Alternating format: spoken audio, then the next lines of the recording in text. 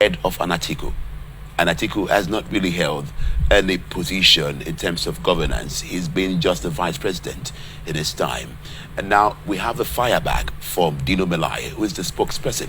And he's saying that Tinubu, it's actually someone who wants to see presidency as his retirement benefits also. Do you find that that's true also? During the first tenure of Olusegun Obasanjo, he created a kind of a council called National Council on Privatization. You know, our constitution says the vice president is the head of the economic council according to constitutional responsibility.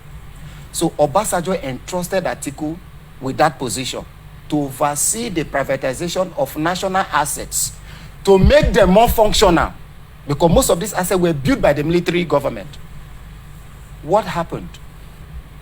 In that council that Atiku presided over, we have what they call ASCOM. ASCOM, located in Akwa Ibom, I think Ikot Basi, was the biggest in Africa in aluminium smelting. It cost federal government $3.5 billion to set up that ASCOM. But what did Atiku do with it? Atiku sold it for $130 million. Do you have facts? I am telling you, I am quoting figures. In fact, there are facts, there are documents that state this. $130 million. Something that cost federal government $3.5 billion. The biggest in Africa. Assuming that ASCOM is still functioning, you know the number of jobs. I would have helped the Nigerian economy and the people of Akwa Ibom State. So that was not the only one. That was not the only one. Delta Steel Company. It cost federal government $1.5 billion to set up that steel company. But Atiku sold it for $30 million. What about Oshogbo Steel? Are you very sure about this? I am quoting Oshogbo Steel Rolling Mill. In fact, there's what they call National Union of Electricity Employees. They even accused Atiku around June this year.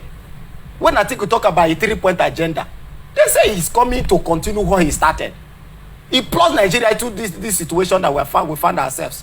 Most of these assets that were sold with the aims of revitalizing them and making them more functional, according to President Goodluck Ebele Jonathan, in 2011, he described them as massive failure, the privatization policy.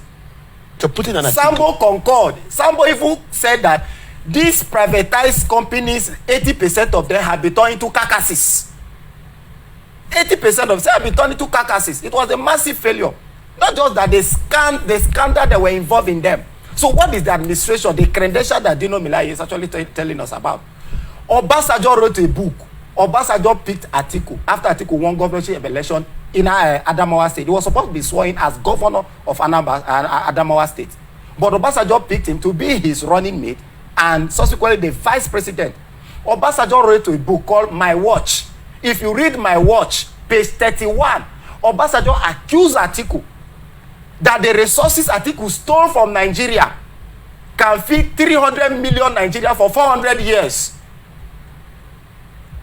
He said if he support Atiku, God will not forgive him.